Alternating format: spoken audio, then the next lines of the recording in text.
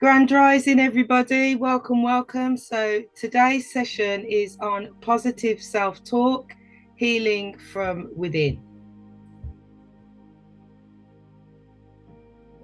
When there is no enemy within, the enemy outside can do you no harm. Does that mean anything to anyone? Yeah. Like, Am I mute? No, I mean, it makes sense though. If there's no enemy within, then there's no. A lot of times, the people get offended or ego, or it's a mirror thing. Somebody doesn't like what they see about themselves in somebody else, or somebody insults, or somebody like hits a soft spot on something that somebody feels insecure about. But if you don't have that, if you're secure in yourself, if you love yourself, then you have a better understanding of people outside. You could be more empathetic. You could have a better understanding that ah, this person needs to work on themselves. It's not even really me. It's not towards me. You don't get wounded. You handle things with a different grace when you don't have that enemy inside, or you know what I'm saying, that particular enemy. If that makes sense. Absolutely makes sense. Makes perfect sense. You girls, you were going to say something. Oh, I'm sorry, because I can't see them. Let me make sure That's I'm all not right. up to nobody. I was just gonna say that what kind of what Cynthonia was saying, that like if you're not secure in yourself, it's easier for people to like get at your insecurities. But if you're a secure person, if there's no enemy, if you're not hating on yourself, it's gonna be harder for people to hate on you and actually cause harm. Perfectly said.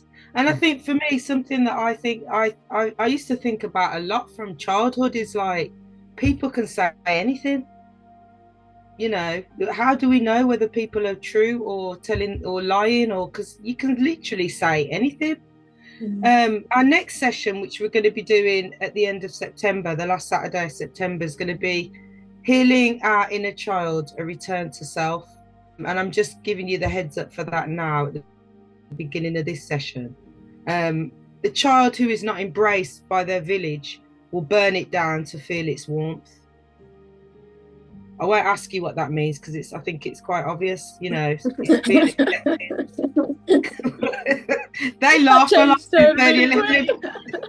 let me just warn you that I am their comedian, right? That's dope. I'm their Dave Chappelle, so just get ready for it.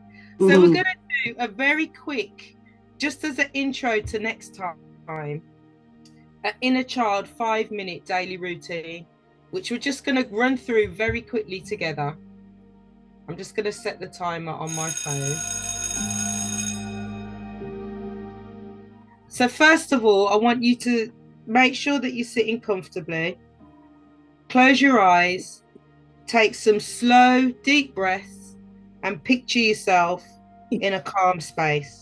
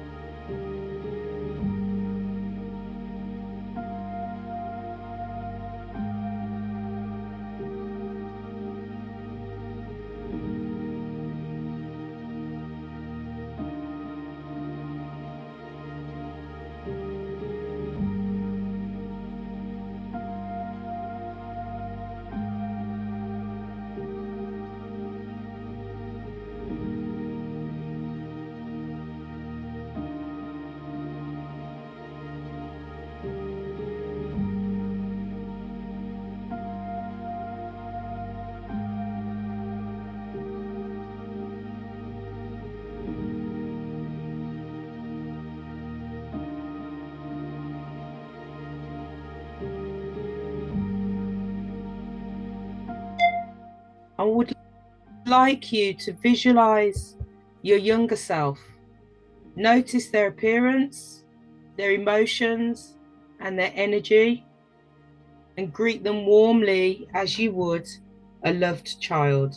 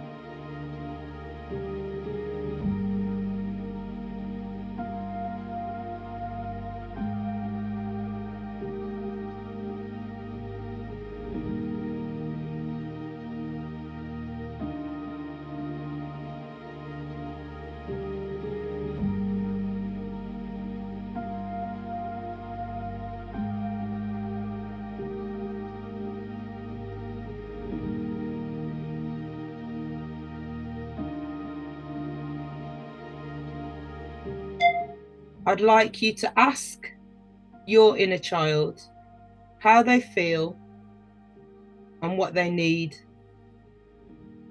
and silently acknowledge their emotions without judgment.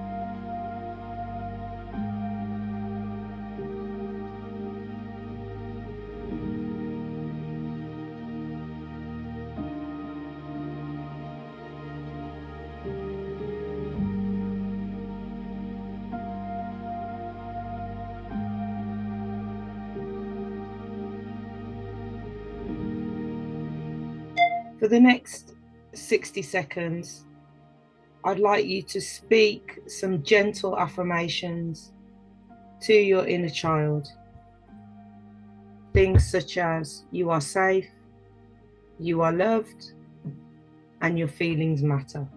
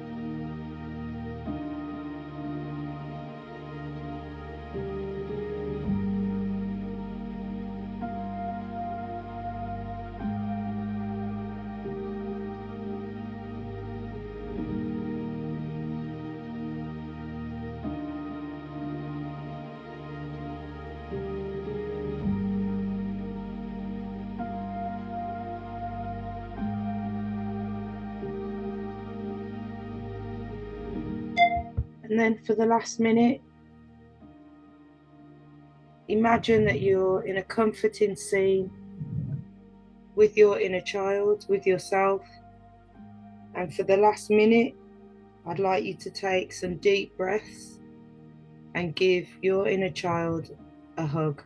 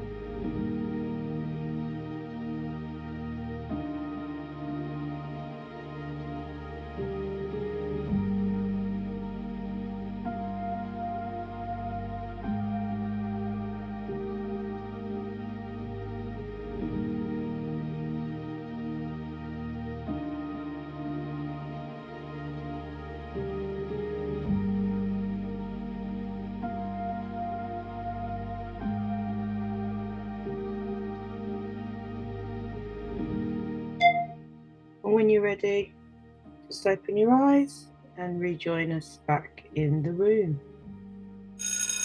All right, so we'll go into that in more depth next time. Any ideas why, and I know you know, but any ideas why inner child work is good for our well-being?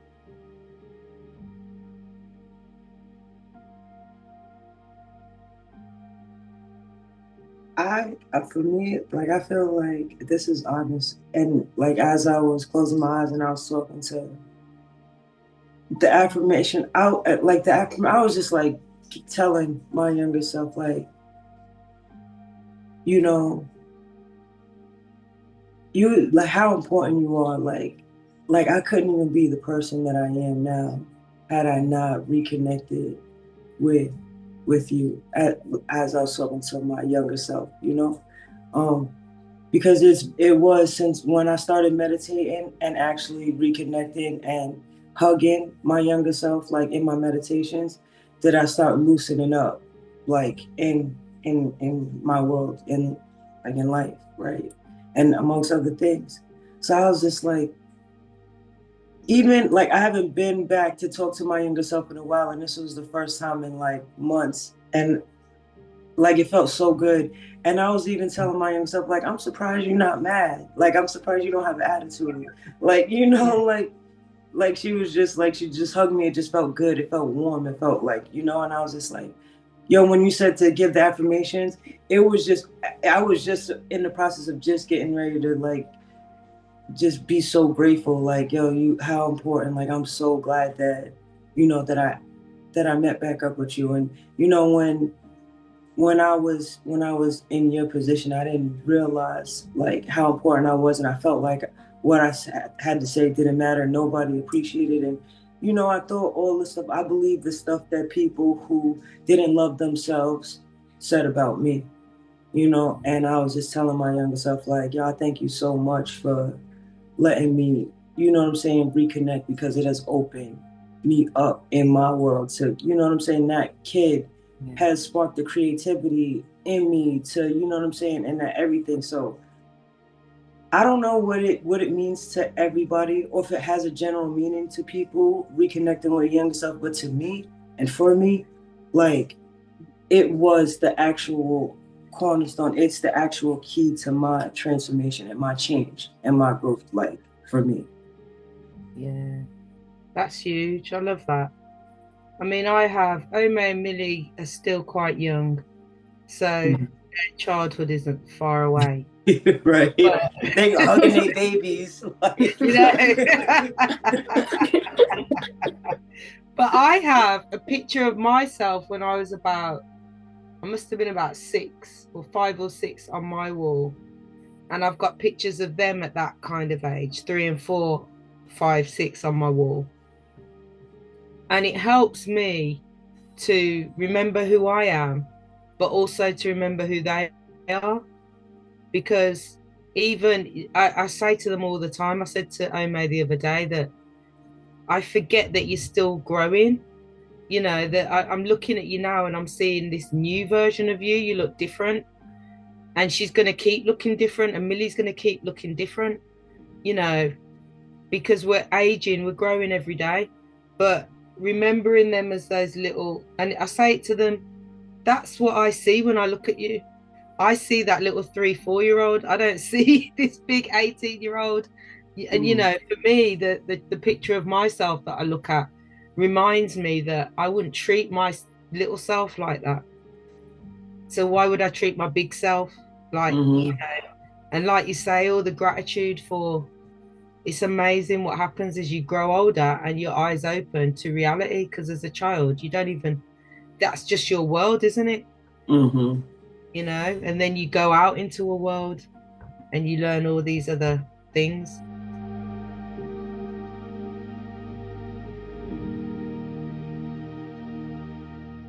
So positive self-talk, that's a good start, a nice icebreaker for positive self-talk, healing from within.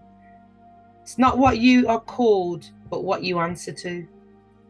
And again, Cynthonia, you inspired that from your question last time when we did cognitive distortions, and you asked about what holds more power, what someone else is saying or what I say. Can people kind of cast bad words over you? And I found this proverb and I thought, yeah, that's nice, because it's true. It's not, people can call you anything. It's whether you go, you're not talking to me with that. You know, that's yeah, 100%. I feel that. I feel it. Yeah. So I'm going to do a quick whistle stop. Where do our thoughts come from?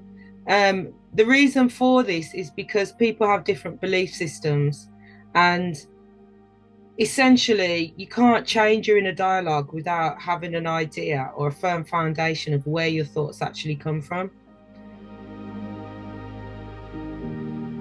Materialism looks at consciousness as nothing more than brain activity. And self-talk is an inner voice generated by neural processes. So there's no spirit in materialism. That's true. Dualism, with dualism, mind and body are separate, and your self-talk can reflect the influences of your spirit and immaterial soul on your thoughts. Panpsychism purports that consciousness is present in all matter.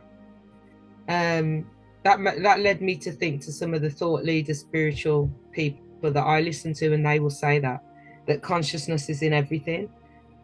Self-talk is a higher level integration of fundamental conscious elements. Idealism says that reality itself is mental.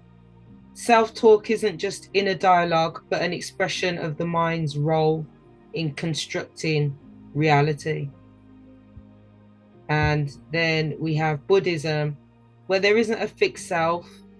We can change ourselves. Our self is like a blank slate. Self-talk is a conditioned process that arises and fades. It's not the voice of a permanent identity. Buddhist talk, some of the Buddhists I've listened to will say things like thoughts are like clouds. They come and go, you are the sky. That's what Mooji says as well.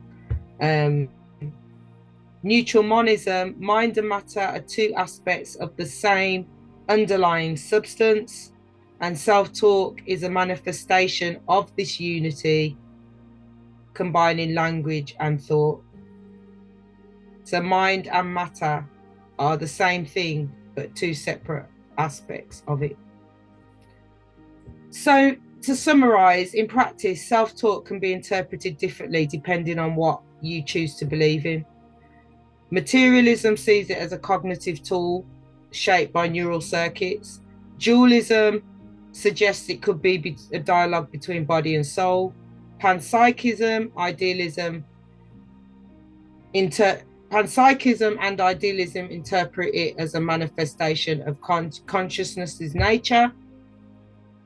Buddhism says it's an impermanent mental chatter without a true self behind it. And neutral monism sees it as an expression of an underlying reality. How we understand and relate to our inner voice depends heavily on the framework that we adopt. So for this session, we're coming from a perspective of spirituality. The perspective of this session is that we are in control of our thoughts. We can change our thoughts. We can choose what thoughts we want to pay attention to or not. So that's the foundation of the approach we're taking today. So mind states are only clouds and you are the sky. That's what Mooji says. Eckhart Tolle, which I love this one because I think about this often. The primary cause of unhappiness is never the situation, but your thoughts about it. And Sri Nisargadatta Maharaj, don't Omae. I tried. Realize that all happens in consciousness, and you are the root, the source, the foundation of consciousness. So that goes back to what we were talking about when we did cognitive distortion and the big focus we had on personal power. It's your mind, they're your thoughts, and you can choose what you want to do with it. That sounds really easy, and it's one of those things that when I listen to spiritualists, they'll say things like, it's simple, but it doesn't mean it's easy. So it's a simple concept, but when you've got thoughts coming in from outside, you're out at work, you're dealing with different personalities, different energies, the world is stressed out, there's social media, there's all these other things having an impact on your mind. So it's taking hold of it. So we're going to look at, as the foundation for today, reframing our thoughts. So in this workshop, we'll practice catching distortions and rewriting our own self-talk. And the intention is to shift from a harsh critic to a loving and supportive guide. So we're going to do a quick exercise. I want you to think of a recurring negative self-talk thought. We'll do it together. If we had a bigger group, then we'd split off and things, but as it's just us, think of something that you say to yourself that's negative, and that you could probably do with a hand reframing. I'll give you a minute to think of something.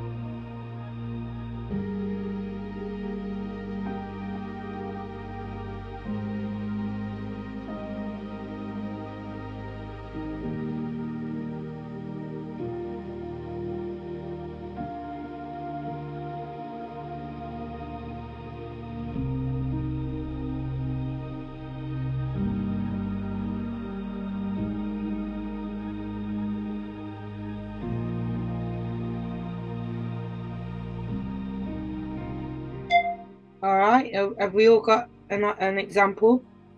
Who would like to start?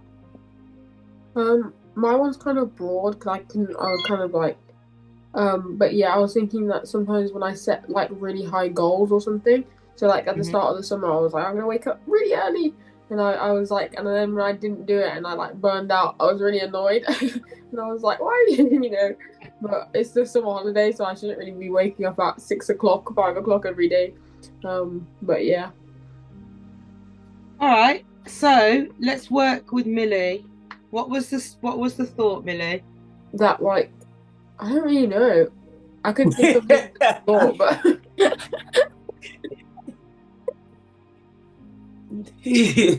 what the idea is that I need to get up on time, but I know. That was good. I think there's something in there about failing. Is that correct? Yeah. I'm a failure because I haven't got up, like I said. If I can join you on this one, because I think my one's quite similar. I think my one's also, I think if it was to be summed up, I'd say like maybe discipline. I feel like sometimes when you have these intentions and then when you don't make them, that's when I feel like I can get more negative self-talk, because I'm like, oh, I should have done this, I should have done that. And then as Millie said, especially like we're both on holiday and we're both like have these tasks that we want to do every single day, and then when we don't do them we feel really bad, but we are on holiday, so it's like you don't have to do all this stuff every day. But yeah, I think that's definitely when the negative self-talk can start. Well, it So sounds you guys like judge yourself. You guys are too harsh on you. So that that's what it sounds like. I'm sorry. Go ahead. No, you go ahead. Go ahead. They hear me every day. So I'll tell you what the problem is. No.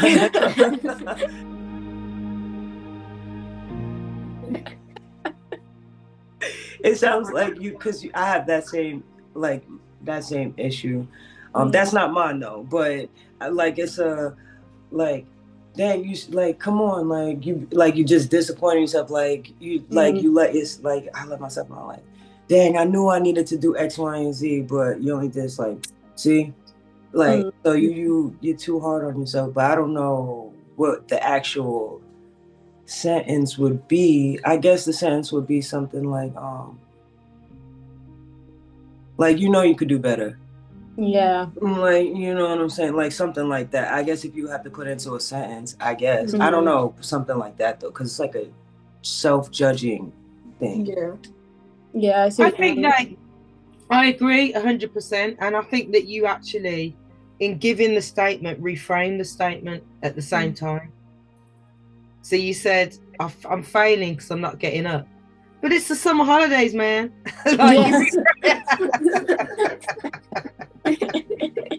You resolved it already.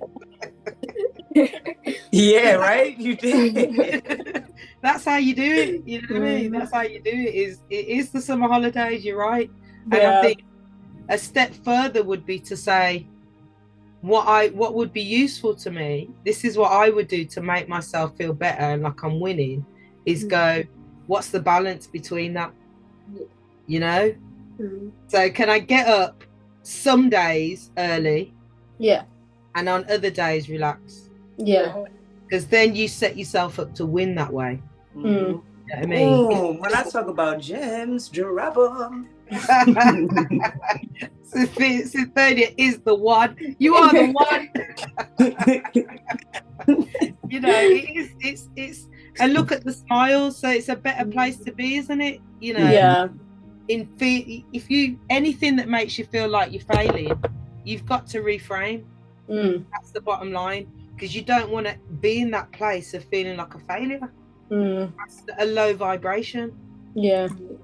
So what have you got, Cynthonia? So mine is, you really don't know enough about X, Y, and Z yet. Like anytime I like, even the reason why it took so long for me to start actually like branching out to do other people's websites, the reason why it took so long for me to like do my first business pitch to somebody is like all out of fear. Like once the ball starts rolling, it's like, I don't really have enough.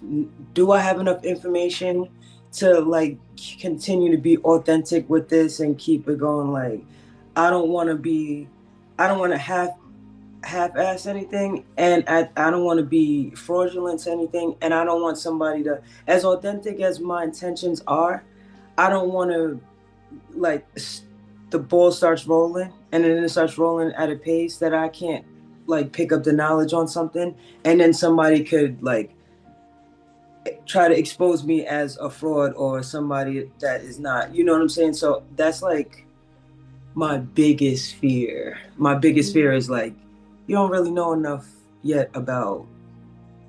So that's fine. All right, girls.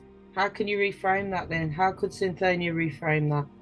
It's not, I don't know if this is helpful, but I saw this thing before and it was about an artist and they were like doing their paintings and stuff, and they said that like the first time they finally like started to believe in themselves was when someone told them, it was something like you need to view your art the way that other people know the way that you view other people's art, because obviously you're going to be more critical on yourself and like being like say like, I think he said something like you're never gonna think that you're gonna be a big famous artist if you don't think that your art is good yourself, type thing.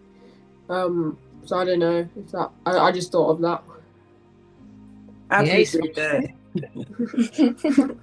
Yeah, that's good, because it is, I would reframe it, because I'm going through the same thing, Cynthonia, every day with this business. It's really keeping your head on. I would reframe that statement to, I can learn anything. I can learn anything, and I can learn it fast. And I have, and I will. You know. No, that's so crazy, because in hindsight, I really do believe that I could learn like anything. Like I'm like, even when I was in college and I was teaching and I was tutoring other students, there were a lot of times that I would actually have to go back and actually learn something. Like I actually had to learn the topic, like how to do this particular problem. Like I never even seen it before. I had to go back and learn it so that I could then go back and teach it. So I do know that I am like I love to learn. So it's just so true. But I guess it's just like, I'm just gonna write that, because I'm about to look for another reason to keep saying what I want to say. And like I said, I'm dealing with it myself. You know, it's there's so many elements to what I've got to do that I can easily, it can feel like a mountain. Yeah, it can be that's another reason why I wanted to do this today as well, is because I think we can overthink things, and if you let your mind go down that overthinking road, that's when the negative thoughts creep in. So something else which is helping me a lot is just flow, is getting my head down and just going, doing my best to actually not think too much in truth. So our internal voice has a huge impact on how we feel and behave, depending on whether it's supportive, compassionate and kind, or harsh and judgmental, or even distorted. You know, a negative thought doesn't have to have any truth in it. It can be about your confidence, as we've just discussed. And thoughts are not facts. So if we reframe our thoughts, we actually change how we feel. So now I want you to just take it a little bit broader and think of a situation. So not necessarily a negative thought about yourself. It might be a negative thought. So for instance, Omae, you might want to... Yeah, we all know the story. Look, you guys jumped to We got a story noted for Tell me this the one. truth. No, I'm playing. No, I'm saying bad. So we Omae knows, man. Omae's mind's been flipping out ever since she got that result, man. Oh, what, from Omae's school? I've never been like this. Yeah. Let me stop sharing so we could put you on full screen. But I want you to have a think about your circumstance first, everybody. Give you a minute. And while you're thinking, I'll leave these prompts up. So what evidence is there to support what you're thinking? What evidence contradicts what you're thinking? Is this always true? And what advice would you give a friend about this situation?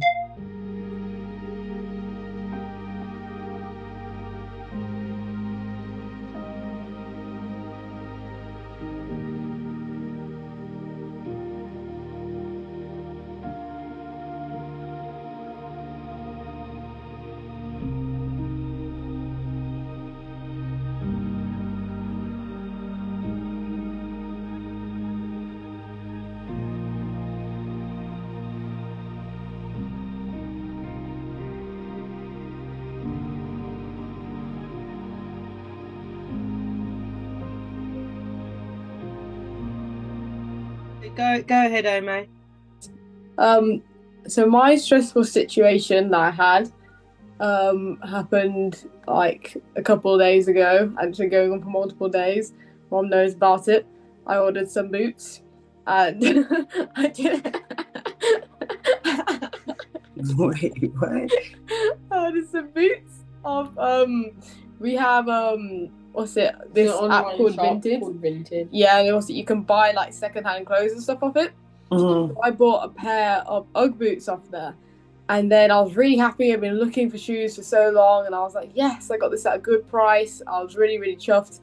And then I went back the next day, and I was like, oh my gosh, I think it's a scam. I don't think this is actually the real boots. I don't think I'm going to get anything. And I was really, really stressing out about it because I didn't know if anything was going to come in the mail. I was like, what's going to happen? Yeah. And so I had, to answer the first questions, I had evidence to support this. My evidence was that I went on the day after and I couldn't look at the post. They'd like immediately after I bought it, the post was down. They didn't have in the description was in a different language. Oh, nothing looked legit. The icon, there was no face for the icon. There was no reviews from the person. The person's name was also random letters. And I think at the time I just got so consumed with really wanting to get it, which is obviously what they wanted, which is that I just bought it really quick. And I was like, oh my gosh, I said to Mom, it's a scam, and I was really, really upset about it.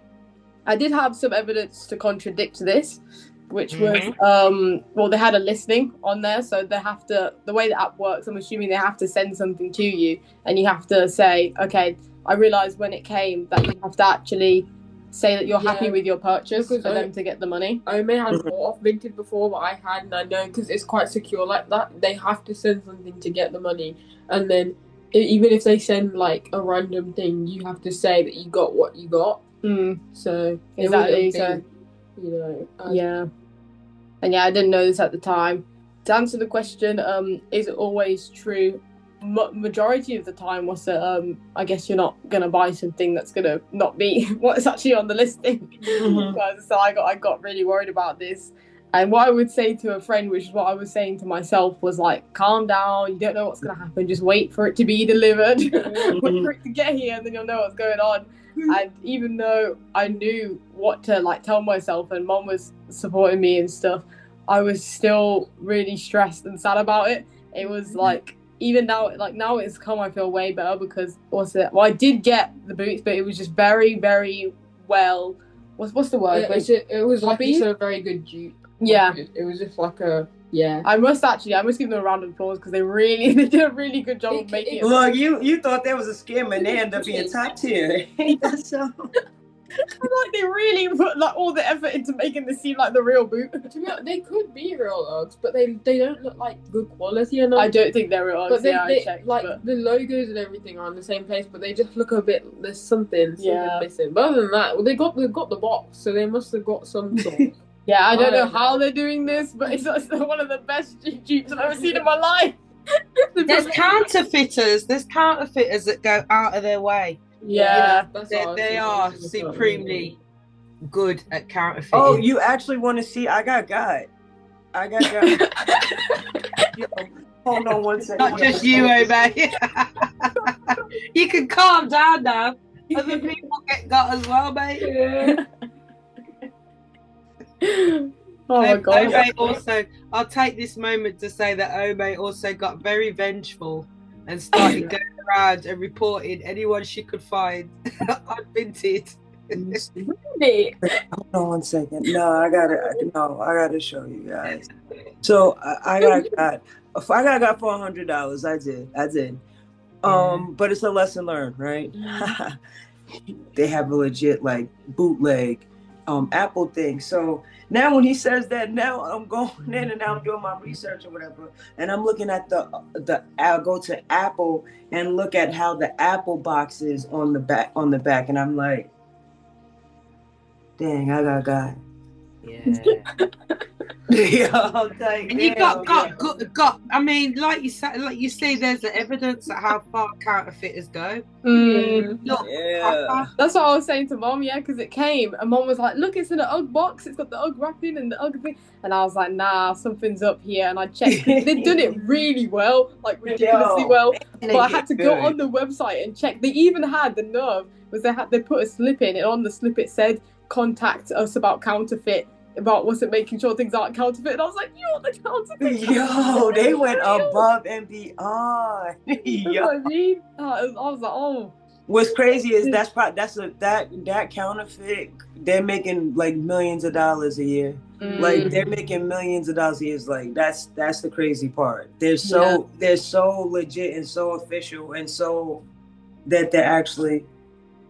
It wouldn't be that bad if the counterfeits were quality. Like it's a good thing. Because there's some counterfeits that actually, well, they're not really counterfeits, but like dupes that are better quality than some of like the originals. But it's when it's like they're sending you this stuff and it's it's not even good. Yeah. Thank you for saying that, because that's the main issue I'm having. Because it's like I wanted to buy Uggs not because of like the whole Ugg thing, because at least I know that's quality. I was like, I can wear these boots because I wanted to get shoes for uni. So I was like, I can wear them through winter, through the cold, through the snow. I can wear these. Yeah. And when I got ones that are Uggs, it's like I didn't actually care about the Ugg label or stuff because they've given me the brand, but it's like that's not what I care about. I cared about the quality, and I was like, when are these shoes gonna break? It's only a matter of time.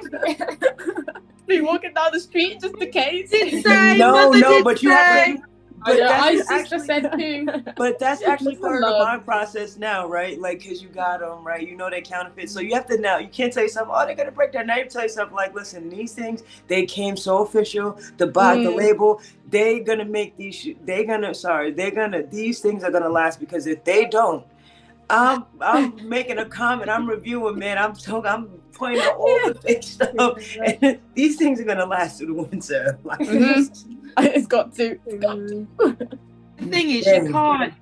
I hate getting dupes like that, but it's part of life. And there's levels to it. Like Cynthonia's just told you another level. There's people that get duped out of thousands, hundreds, thousands, millions. So you have to learn. We've all been through it at some point. We've all been through it. Everybody gets duped by something at some point that involves money. At least you've been through it. You know what to look for. So what advice would you give someone, Omae? Did you tell us that? Oh yeah, I said that. Because it was the advice obviously to a friend, and then it was the advice to myself. Like after I'd ordered it, was just to like calm down, relax. Like you don't know what it's going to be when it gets here. Like obviously it was the waiting period of between me ordering it and then it being delivered, and I was like, what is going to come in the post? I was like, is anything going to come in the post? Are they just going to run away with my money now? Like what? And that's what the main thing was, because I thought I just spent the money and I was going to get no shoes, but the fact I've actually got some shoes, at least I was like, okay, I got something. But yeah, I was just like, calm down. And I was telling myself that the whole time, but it's easier said than done, because I was like, my mum knows how much I've been planning my money down to a T, and for that to happen, I was like, damn it! And I was like, no. It's the universe teaching you you have to learn to let go of things. I mean, yeah, definitely. I've told you two the story of when I worked in a theatre and I had barely any money and I was scrimping and scraping, and I'd saved up for this MP3 player, which was the thing at the time. They didn't last, but at the time it was a big deal, and it was for my singing as well. So I was going to record singing on there, and I had my MP3 player and I had a bottle of wine in a bag under the desk. And like I say, I barely had any money. I was just about making enough money to eat and travel to work. I was in my early 20s, and someone stole them. And honestly, man, to this day it eats at me, man, because I'm just like, I saved my pennies for that. And it was the perception. 1 penny, 2 penny. I did, and it was the perception that I had money that really was what angered me. Yeah. Because if I had free money to throw around, I don't think I would have been as bothered. But it was the fact that I know that whoever stole it, and I have a good idea who did, thought I had money.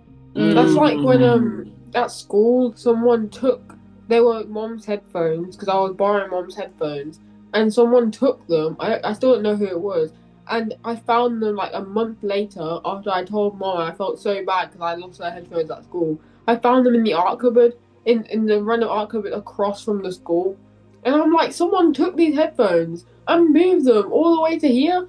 And I was like, why would they even do that? It just makes no sense. But I got them back in the end, so. No, that's good. At least you I was like, what are you doing here?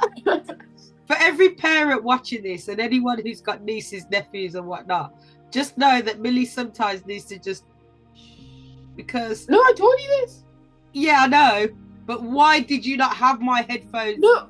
There was a fire alarm. There was a fire alarm, and I had to put them down. And I left to go in the queue, and then I came back, and they were gone. Someone took them. There was a fire alarm. That's why they say. Of course, there was a fire alarm, Billy. I swear, and they're like leaving. Someone went there late. Oh, the fire alarm probably took everyone's stuff, because they tell you to leave your stuff. Oh, anyway. Thank you. I'm glad I got my headphones back. Because it could have been an accident too. Somebody could have just picked them up thinking that they were theirs, and then once they realized, they just left them like. Yeah, whatever. Can't get rid of the evidence. Right. What have you got, Cynthonia? What's your circumstance? All right. So mine is a hypothetical. It's not something that but it would be like the shift for you or my LLC. It's just another personal development business, right? Like that it won't go nowhere. Like, and what evidence? I just feel like there's already so many like personal development coaches. There's so many physical fitness trainers. You know what I'm saying? There's so many mindfulness coaches like that. Like the business that I am building and putting together, I just feel like there's already so many, the field is already saturated, right? And like what to counter that, though that it is saturated, and though there are a lot of coaches, there are a lot of personal trainers, I feel like the shift for you in incorporating and being a 3-tiered physical, mental, and emotional self-love aspect all in one I think that aspect, and you know, my personality and my background, my experience will bring like a different type of kick to it. Like, you know what I'm saying? My ideas are a little bit different. Of course I have challenges. Of course I have like sessions and, you know, breaks and all those things that are already out there. But like, I'm just me and I have a different way of like just doing things. So I just think that I could bring something unique to it and bringing it all together like a big ball, if that makes sense. Yeah, absolutely. Another problem is that I don't express myself clearly. But so that is my counter. Wait, what was the third one? So it was, is it always true? What would you say to a friend? Yeah. So well, I say to a friend, like, is it always true? I can't answer that right now. But what I would say to a friend is like, even though it's saturated, even though there's a lot of people in that field, there are more people in the world, and like you know, there's billions of people. You don't even really need 1 million people to make an impact, you know. So if you want to make an impact, you got to just move. So I guess like that would be my advice. Like, don't worry about who's gonna latch on. Those people that are meant to will. So nobody will if you don't move. So just do it. Beautiful. Yeah. Mine's similar to yours. So mine was, my business won't succeed. And then it was, what evidence contradicts this? No, what evidence supports it? And I put nothing. And that was actually a bit of a light bulb moment, because I was like, and then I was like, geez, wait a minute. There is no evidence for this. What evidence contradicts it? And I put other people's confidence in me. This business advisor that I've got is just brilliant. There's quite a few people that love the idea of it and love the potential of it. And the feedback that I've had from delivering the work already, the feedback was brilliant. It was top-notch feedback. So that's the evidence that contradicts it. So is this always true? No. And what would you say to a friend? Get on with it and win. No, no sucking nonsense. Go on. Pure nonsense. Pure nonsense, man. And I think that really is the key, is that, you know, where are your thoughts coming from? And in a spiritual way, going back to what Cynthonia was saying, I think those kind of thoughts come about when we enter the 3D and forget about the kind of spiritual side of everything. You know, I think the spiritual side of everything is that we can succeed in anything. And as long as we believe in ourselves and we put our focus and attention on it and spend time on it, it will absolutely manifest. You know, similar to I'm just overthinking it. There's nothing to evidence there's going to be a problem with what I'm doing. It's just thoughts. So we can reframe as we've just done. You can change, I will always fail, to I made a mistake this time, but I also succeed often. Nobody likes me can become, some people do, others don't. But I've got people that do care about me, so who cares about those that don't like me? This is unbearable. You can reframe to, it's difficult, but I've coped before with hard things. I'll cope again. So we're just going to end the session now by going through some tools for your kit. I'm going to just go through them quite quickly, and you can have a go at them in your own time, in your own way. But everything is about having ways to help ourselves reprogram our thoughts. We don't have to sit in our thoughts. We can change them. So one way of changing them is naming and reframing. So you give your inner critic a name, such as the perfectionist or the do-gooder or whatever it is. If you've got an issue with always feeling like you need to help people, then maybe that might be the term, the do-gooder. When a negative thought arises, you can label it. So, oh, that's the perfectionist talking again. And then you can give yourself a statement, which is, I don't have to be perfect to do my best. It's kind of detaching yourself from the thing. Visual prompts are brilliant. I'm big on visual prompts. I've got them all over my room. The girls know it. The girls have them in their room as well. So surround yourself with reminders of positivity that reinforces supportive self-talk. So I've got certificates on my walls. I've got I was given an award from my last job, and it's got the nomination from the young person, which I read often actually, because it really does make me feel good about myself. Place sticky notes, photographs, certificates, objects with inspiring words or symbols all around the place, so that you can just have a look when a negative thought arises. And then alongside a visual prompt, you can actually use visualization, and visualization goes hand in hand with meditation. So it's mentally rehearsing the success or imagining the future that you want to reinforce. Close your eyes, picture yourself handling a challenge with calm, competence or kindness, and think about the words you would tell yourself in that moment. You can take this as far as you want. So Emmanuel, who's often in the group, posted something from Kai Sanat when he did a video of himself in the future. So he did a video talking to his future self where he's going, well done, you've got this many followers on the stream and blah blah blah. And then when he achieved all that, he watched the video back and he shared it online. So that's something I actually intend to do, because I think that's brilliant. Tool number 4, self-compassion practice. So treat yourself like we just did, as you would a friend. So instead of criticizing yourself, offer kindness and understanding. And then if you notice negative self-talk, just say, what would I say to a friend? And then speak that to yourself. Tool number 5 is mirror work.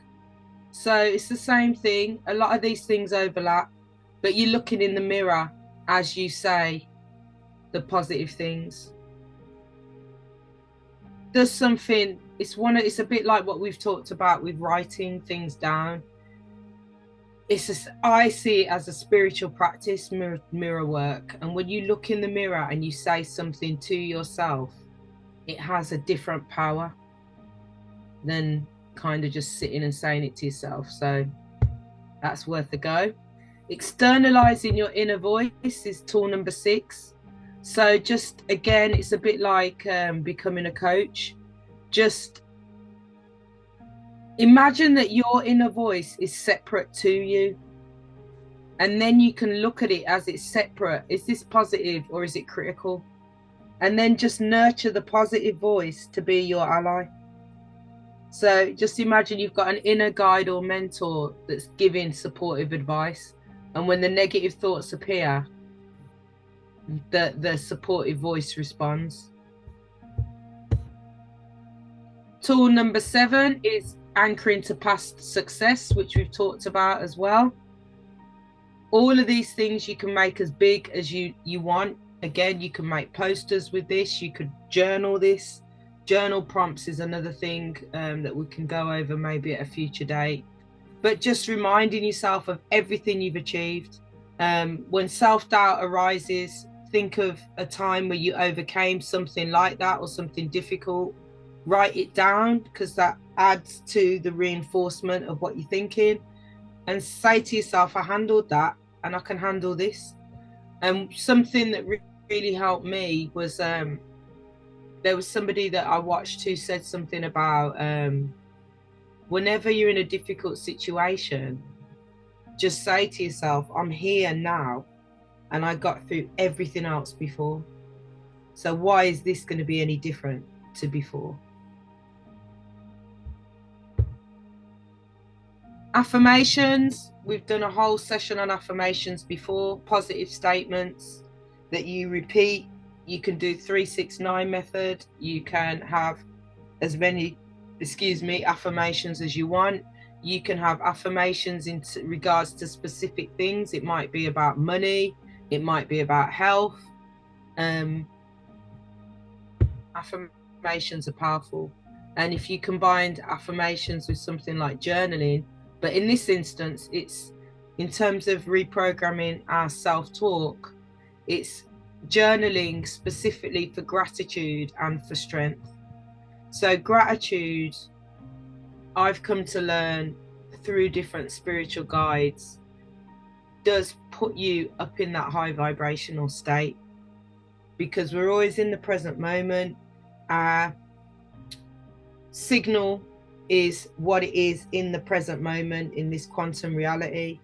So if in the present moment we're grateful and we have gratitude, your vibration's high, because you're telling the universe, I have everything, thank you. So journaling is good to do in the morning. It's good as a reflective practice in the evening. And as a suggestion, you might want to list 3 things that you appreciated about yourself that day, or 3 successes that you've had during the day. Body awareness and breath. So we've had Tania do a magnificent session on breath work, which has helped me massively, and I've been using it and it's helping my healing. I had no idea how shallow my breaths were, how much oxygen I was not allowing into my body, and how much probably CO2 I was holding on to by not exhaling properly. I have felt through doing this practice since she showed us and increasing it in the last couple of weeks, I've been saying to the girls how much calmer I feel. Everything feels easy right about now because I am meditating more and doing the breath work, and I just feel different. And it's like I was saying to them, it's hard to explain, because it's like if you're dehydrated, dehydration doesn't just make your mouth feel dry and your throat feel dry. It can make you feel tired, it can make you feel hungry, it can give you a headache. So you can be feeling all this stuff, but you're not associating it with the fact that you just need to drink some water. But as soon as you drink the water, you feel better. And for me, that's what regular meditation and the breath work is doing, is that I can't explain it. I just feel more relaxed. I just feel less stressed. My mind is calmer and I feel more at peace. So physical tension or stress often fuels negative self-talk. Relaxing the body can and does calm the mind. Take slow, deep breaths and notice areas of tension. As you exhale, affirm a positive statement like I am calm and capable. And then the last one, and I will take this moment to say that I did some deep diving on ChatGPT to prepare this session today. And when the deep dive I did on meditation came up with so much that I will do another session on meditation down the line. But in essence, in summary, it can reduce your anxiety, your stress, and any depressive symptoms. It can also prevent a relapse of depression. Regular meditation, I think that is the word that needs to really go in there. Again, from the studies that I've done, the information I've found out, it is about being regular. So you need to meditate daily to really feel the effects of it. But it can improve your sleep quality and reduce chronic pain. I meditated through labour with Omae, and apparently I was the talk of the ward before I had the epidural, but I was meditating through it. It can enhance your attention, your memory, and your executive functions, and it can be good for burnout, which is common in the worlds that we live in, and substance use, alcohol, cigarettes, overeating, sugar, you know, we can name sugar. So that's the tools that you can use and revisit and have a go at. And just to wrap it up, as you can see, and as we're doing today, this is the first of the podcast for the wellbeing workshops, because we've been doing it. So why not separate it out and give it the proper place that it requires? And just to remind you again that next time we're gonna go deeper on the inner child work. As we started the session with, we'll do a bit more of that. So that really is it. Does anybody want to add anything? Thank you so much for your participation. I've really enjoyed it. Any thoughts or questions before we close? Oh yeah, that was really good. You've given a long list of things, a long list of tools. I wrote all them down, and I really liked them because you went over some ones that I knew about anyways, like meditation and affirmations especially. But then you went through lots that like I wouldn't have thought of. Like I think the naming and reframing one is one of my favorite ones because it's really simple to just, as you said, just disassociate your thoughts from you, if you will, saying that, well, that's not me, that's the perfectionist, or like, you know, I like that one. And also visual prompts, because in Atomic Habits, that's what he talks about, is when you want to do something repetitively, setting it up so that you're seeing it. And I think that is a really important thing to bring back, like you say a lot, Mom, like protecting your portals, and how actually just by seeing things or hearing things that can change your mind really quickly and can change the way you think. So yeah, by having up positive things that kind of like affirm who you are and things that maybe motivate you and things like that, and you're seeing them every day, it can change how you think. Even the fact like having books around the house, for example, makes it maybe like if I'm sitting down, I'm a bit bored, and then I look up, I see a book, I'm more likely to read. If there are no books in the house, I'm not going to even think about reading if I'm bored, you know. So I really like the list. I'm definitely going to be using these. Mm-hmm. Thank you, Holmes. Yeah, because the bottom line is, you know, if it's up to, and we've had this conversation before, I know Cynthonia and I have, and obviously you and I have, me and the girls have, that, you know, you don't have to do anything. You can sit in your own mental chaos, anxiety, stress, and go mad if you want. You can do that. Or you can help yourself. You don't have to drink water. You can drink Coke all day and bun out your teeth and be dehydrated. Everything is a choice, you know. The world that we live in, and there are different people all over the place, you know, talking about ChatGPT is dumbing people down, it's melting brains. You know, it's a brilliant tool if you use it properly in the right way. But some people are using it to think for themselves, to think. And if you, as they keep saying, if you don't use it, you will lose it. So again, if you want to use ChatGPT to think for you 24 hours a day, do that and turn your brain to jelly. Yeah, you're a robot. At that point, like you're like a tin can at that point. Like yeah. So that's what I do enjoy, the fact that the bottom line is, when I really got to grips with the fact that my mind, because I'm of the ilk where I thought my thoughts were me. That's the truth. I did for most of my life. I thought my thoughts were me. And then when I got to a certain stage and I started to do this awakening, and there was a moment in time where I thought I was going mad, in truth.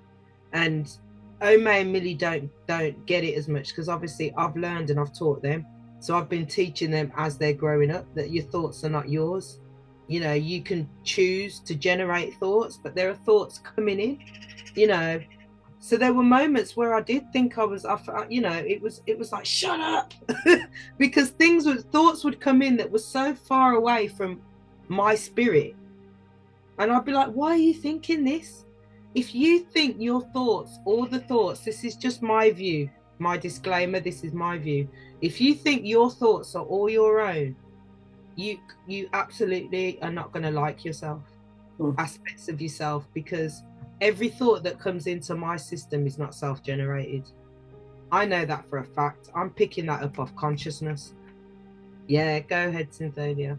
Because it's funny that you're actually speaking about this now, because I have such a somebody might say that I have a weird relationship with myself, right? Like some people might look at me and say that I'm a little bit crazy, but I have a real like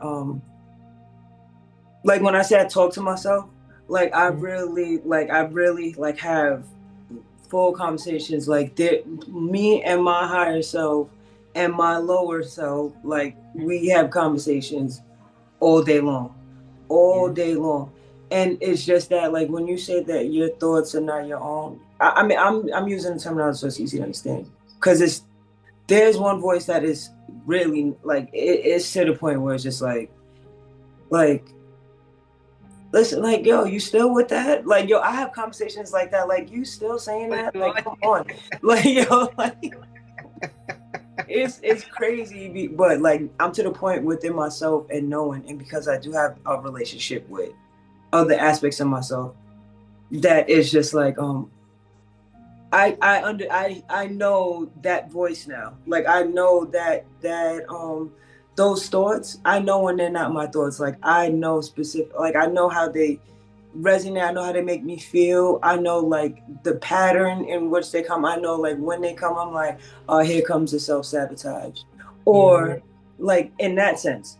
But I also do know that your thoughts are not your own. Like, you can be influenced by the people around you and not really realize that you're being influenced by the people around you. You know what I'm saying? And you won't really have that understanding until you are able to have a relationship with yourself, to be like, you know what, let's sit back and be like, yo, you know what? That sounded good, but but how do I feel? Like, how do I feel about that? Like, to get a better understanding of your thoughts. But I say, all in all, when you said that your thoughts are not your own, I don't care who don't agree with it.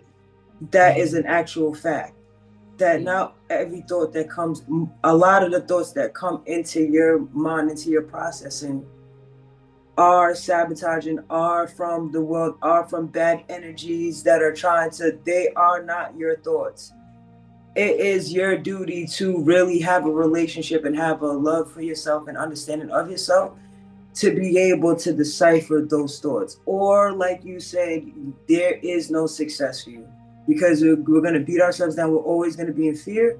We're always going to be in, I can't do it. Always going to be in some type of hate or some type of low vibrational state because of those thoughts. And that's what I have to say, but I'm very in tune with that part.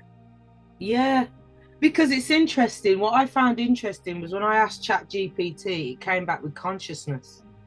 I asked it about thoughts and it came back with consciousness. Now, consciousness and the mind, it's the same as the mind.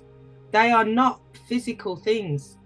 So my interpretation is, my brain is like the computer that analyzes the information, but it's not, the information is coming in from consciousness. So Deepak Chopra helped me to understand, or understand, that your memory is consciousness. Consciousness speaks to you. And that's why when you are tuned in and tapped in or whatever, you'll get divine guidance. You'll be able to, so this is what I've been saying to the girls, is that I've had a lot of divine guidance in the last 48 hours in regards to the business, because I sat my backside down and I just started to move. And as I was moving, as soon as you go into motion, the universe will give you, but you got to do something. If you don't do something, you don't get the downloads. But your memory is not what it is, it's consciousness. A memory can come from anywhere at any time. We don't remember every second of every day. So it's not like a processing thing. It's consciousness talking to us. So yeah, that helped me a lot. And I think that, I am very able now to observe my thoughts, separate myself from my thoughts, consciously decide my thoughts, because that's really the bottom line of this workshop, is that you sit down now and you start to redesign your thoughts. You have your affirmations, you have your plans for the day, you have like I've Cynthonia, the girls know as well, I've been playing back to back some of these affirmation tracks on YouTube, and I'm going to make some more of my own. But I've literally been in a bath of positive talk for the last 48 hours, and I feel the difference, because that's all that's going in. Then when we assess, when you're not doing something like that, what's it like with all the other stuff that's coming in? Now you're actually battling something, because there's a reason why you've got people that live in rural environments, natural environments, and they're at peace. Can I ask you a question? Yeah. Because this is a and me asking this question, I'm also going to wrap up how I felt about the whole thing, because this was a excellent presentation with, you know, really good key points and things to use, tools to use, right? But how, like, and this is a real question, right? I'm getting real good at being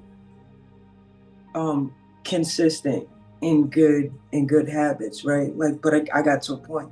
I spent years, you know what I'm saying, just to get to this point right now where I'm just now getting one foot inside the door where I'm able to be consistently, right? But how, you know what I'm saying? Like, because a lot of people could take these tools, they could take these strategic tools, and they can start to implement them for a day, 3 days, maybe even a week or two.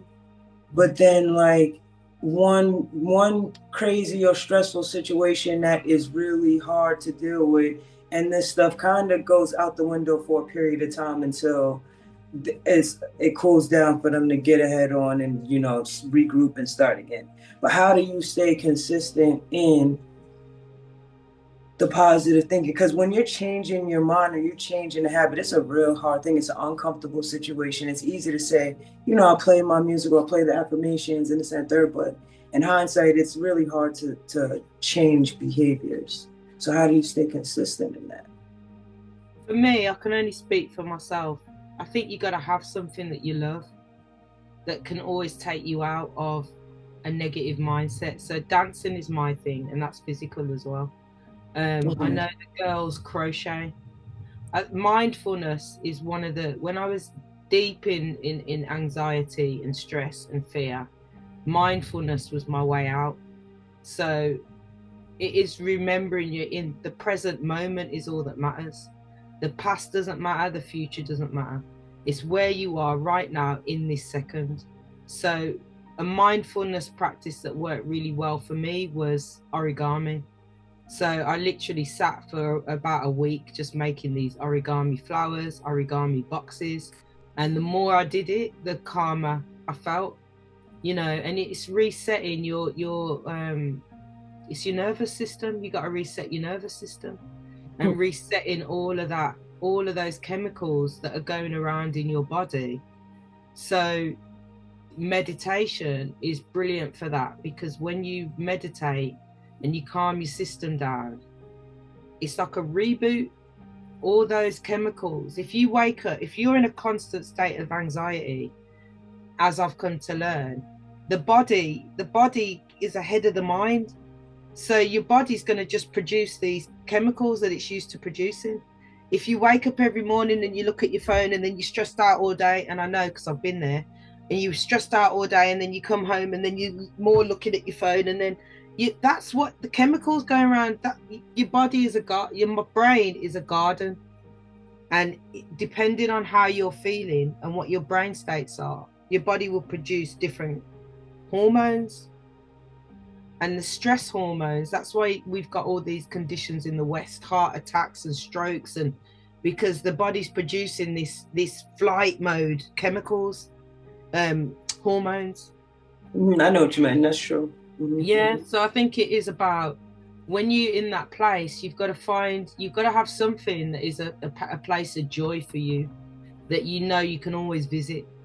I would think that for you, Cynthonia, that might be exercising, because I know that's you said it. And writing as well, yeah. Yeah. Yep. Yeah. Yep. Yeah. That's the, you know, if you haven't got any joy, then I would suggest finding something. I also went on a kind of quest when I was at my lowest, because I've always found it easy to come back. I'm generally a positive person, so you can imagine what went on to drive me into this level of depression. But I actually went on a quest of rediscovering myself and what makes me happy. Started cooking again, started painting. I bought all this paint stuff, and Omae and Millie were like, "Nanny, mommy spent £150 on paints." I was like, "Shut your mouth! Don't tell Nanny." But you know, I was painting. I was. Let me look at the snitch. These two are always snitching on me, man. That's why I've got a dry life, so they can't tell no one nothing. But yeah, that's a great question, as always, Cynthonia, because it's for everybody. And that's why I like your questions, because your questions are really for everybody. I know they're not always about yourself. They're to open up the discussion for other people. And I think it's like you say, and it's environmental.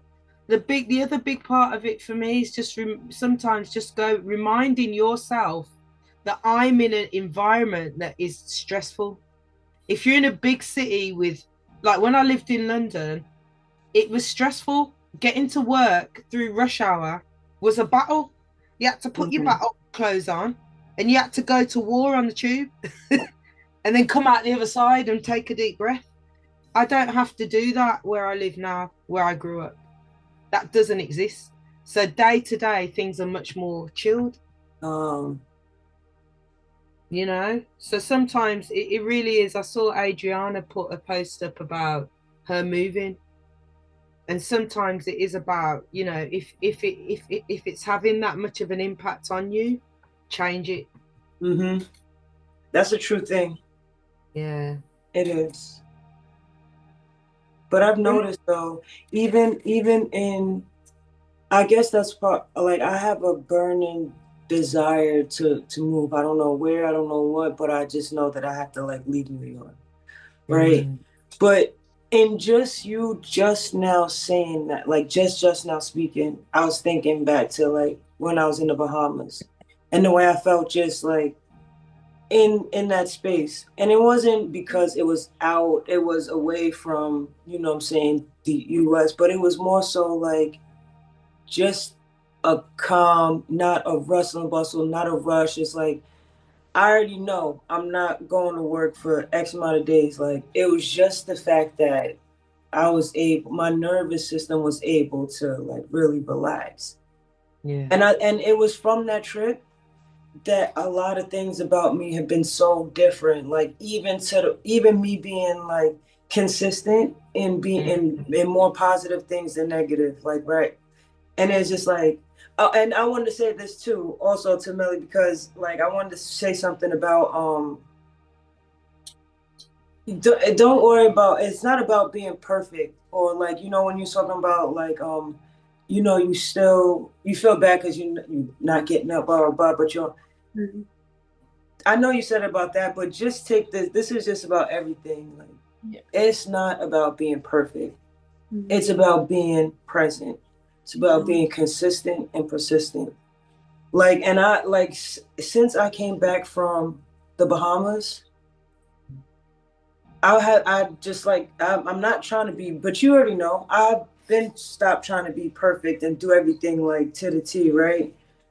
But I've been more so relaxed ever since I've been in that tranquil space and like that calm, not in this New York rush, bump in and have to make loud and I was like in a real like tranquil place. And since then, like my whole equilibrium has been shifted. Like it's like, all right, like I gotta do it. I get up, do it. I'm not like, all right, I gotta hurry and get to, oh my gosh, I got 20 more minutes before I get to it. It's like, I'm gonna get to work on time. Like I'm gonna get there. I'm gonna get there on time. Like relax, I'm doing it. But just that feel has allowed me to move further. I don't have to freaking work out 6 days a week, and if I don't work out 6 days, and I'm feeling myself, and I'm gonna be on the low and the totem pole, I'm not gonna keep up with everybody else because they're working out 2 times a day, and I'm not consistent with 2 times.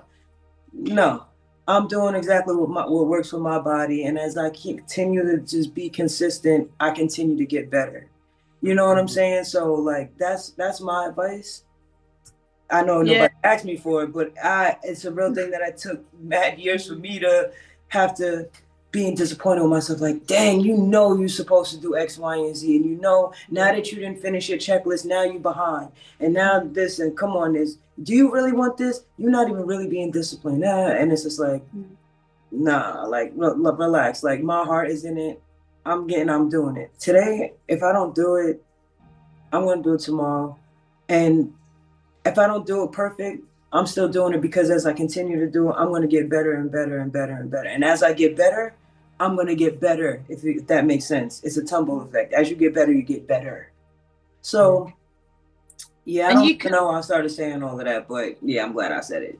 No, you could see it though. Remember the first time I saw you after on Zoom after you'd been, I said, "What's going on?" Because you look like you're glowing.